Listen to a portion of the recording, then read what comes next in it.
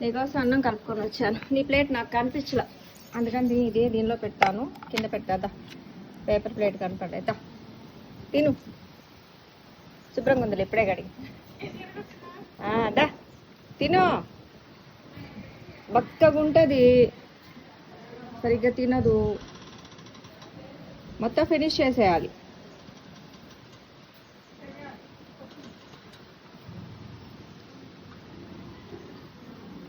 బాగుందా పప్పన్నం?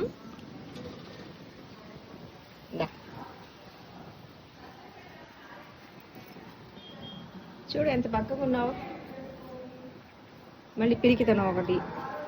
రోజు చూసే మనుషుల్ని చూసి కూడా ఎవరైనా భయపడతారా? మేము అలా ఉన్నామా? భయం కలిగించేట్లు ఉన్నామా?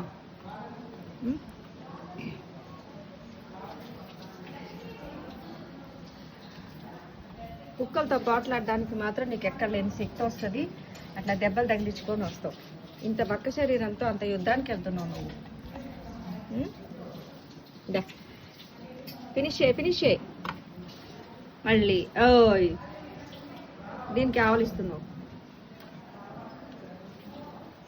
ఇంకా ఇంత ఉంది, ఇదంతా తినాలి నువ్వు ఇప్పుడు. మమ్మీలు ఇట్లాగే ఉంటారు, మరి తినాలి.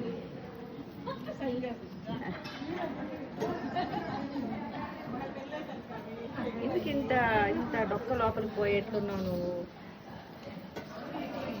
రోజు పెడుతుంటే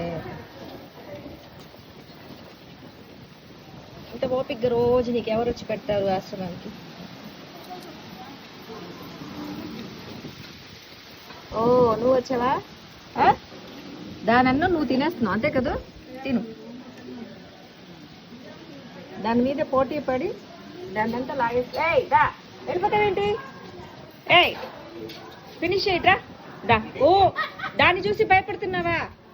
రా, అదేం చేయదు. దా, దాక్కున్నావు నువ్వు. వెళ్ళి రా. దా దా దా దా దా. దాన్ని నేను కొడతాను రా. దాన్ని బాగా బెదిరిస్తున్నావా నువ్వు అన్నం తినకుండా? ఏం పనేది రౌడీలాగా? నీకు పెడుతున్నాం కదా, చూడది అన్నం వదిలేసి వెళ్ళిపోయింది.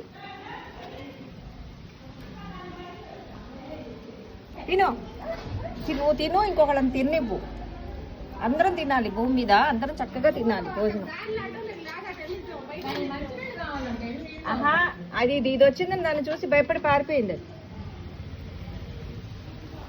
రౌడీ కుక్క. అది సేమ్ నీలాగే ఉంది కదా, నల్లగానే. అది కూడా సేమ్ నీలాగే కుక్కే కదా. అయినా సరే ఎందుకు రౌడీయిజం? ఎందుకు?